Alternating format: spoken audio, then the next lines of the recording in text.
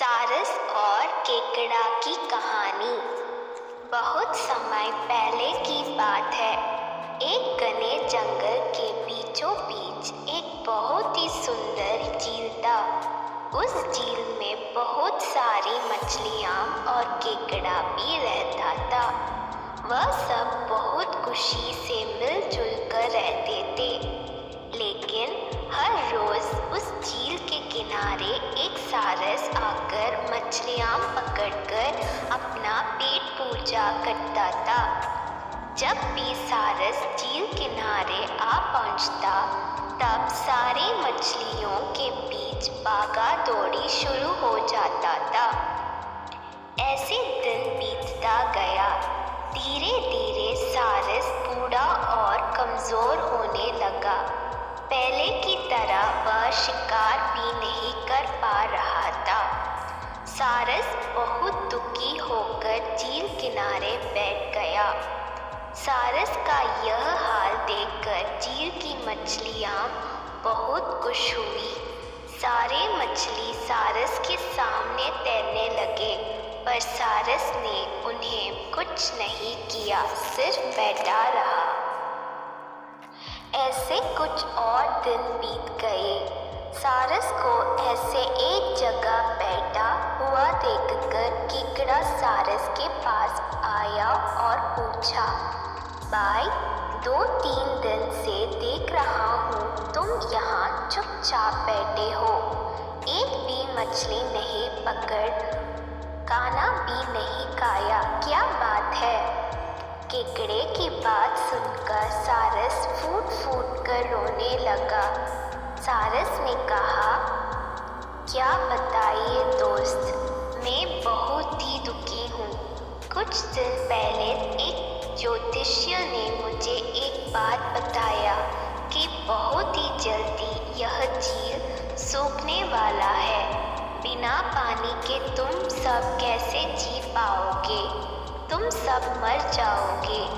तुम लोगों की मुझे बहुत चिंता हो रहा है, इसलिए मैंने खाना पीना छोड़ दिया। केकड़े ने कहा, क्या बोल रहे हो? यह तो बहुत गंभीर और चिंता की बात है, मुझे सबको बताना होगा। सारस की बात केकड़े ने झील की सारी मछलियों को बताया। सारी मछलियाँ और केकड़ा मिलकर सारस के पास गए और बोला, क्या बोल रहे हो, झील सूख जाएगा? तब हम सब कहाँ जाएंगे, क्या करेंगे? कोई तो उपाय होगा ना बचने का? हम सब ने तुमको हमारा दुश्मन समझा, पर तुम तो हमारे दोस्त निकले।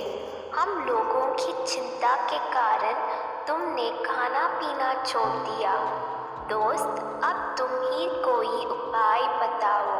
सारस ने कहा, अच्छा लगा सुनकर कि तुम सबने मुझे दोस्त माना है। एक उपाय है, कुछ ही दूर पर एक तालाब है। अगर तुम लोग चाहो तो मैं एक एक करके तुम लोगों को वहाँ छोड़ सकता हूँ। सारे मछली मान गए और कहा, ठीक है ठीक है।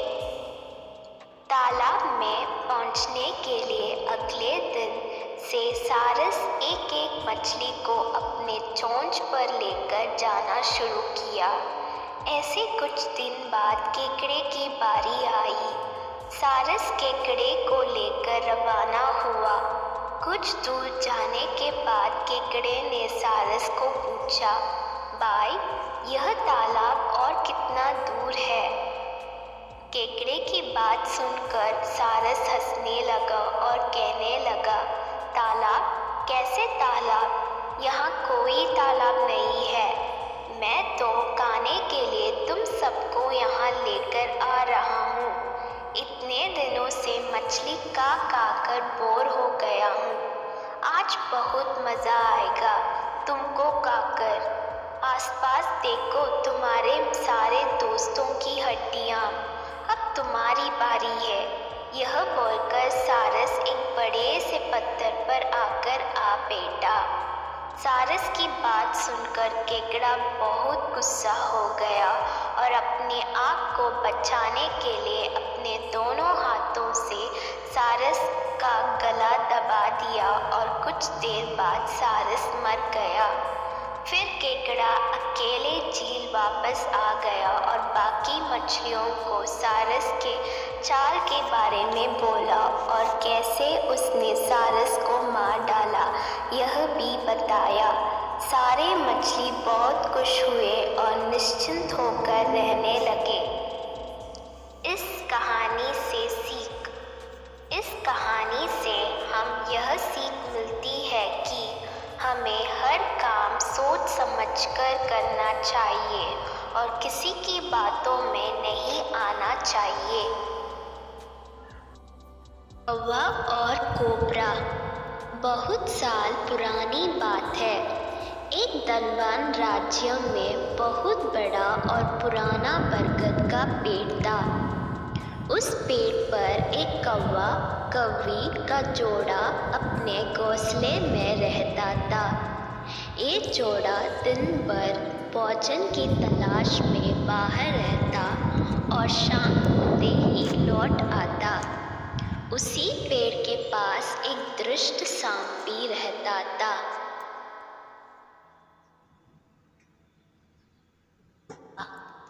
कौवा कौवी का जोड़ा बहुत आराम से गुजर बसर कर रहा था। इसी बीच कौवी ने अंडे दिए।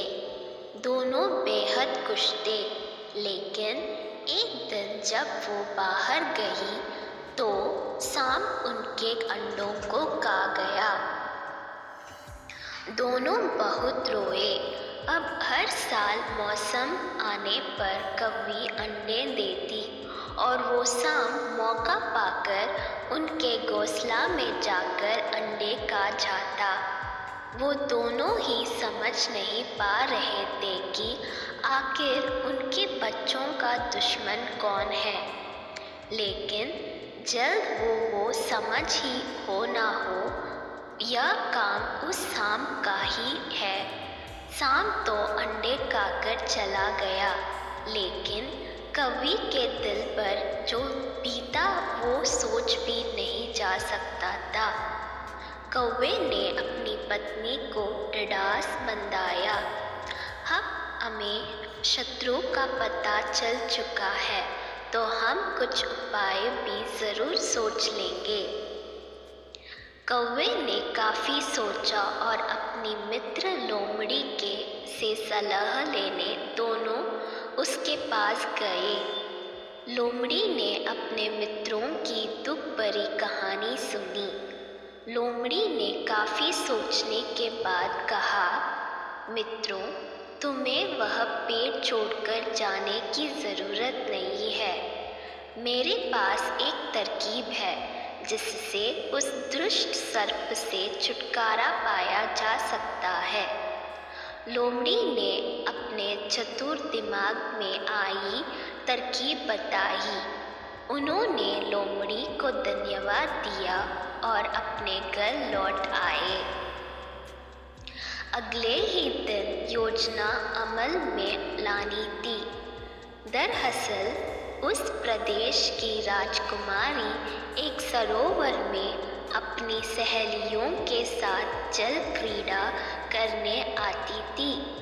उनके साथ अंगरक्षक तथा सैनिक भी आते थे। जब राजकुमारी और उनकी सहेलियां सरोवर में स्नान करने जल में उतरी तो योजना के अनुसार कौवा उड़ता हुआ वहां आया। उसने पहले तो राजकुमारी तथा सहेलियों का ध्यान अपनी ओर आकर्षित करने के लिए काँव काँव का शोर मचाया।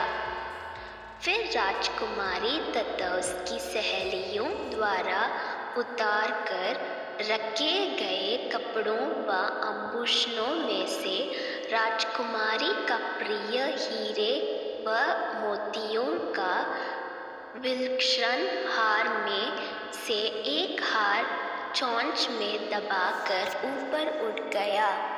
सभी सहेलियां चींकी, वह राजकुमारी का हार उठाकर ले जा रहा है।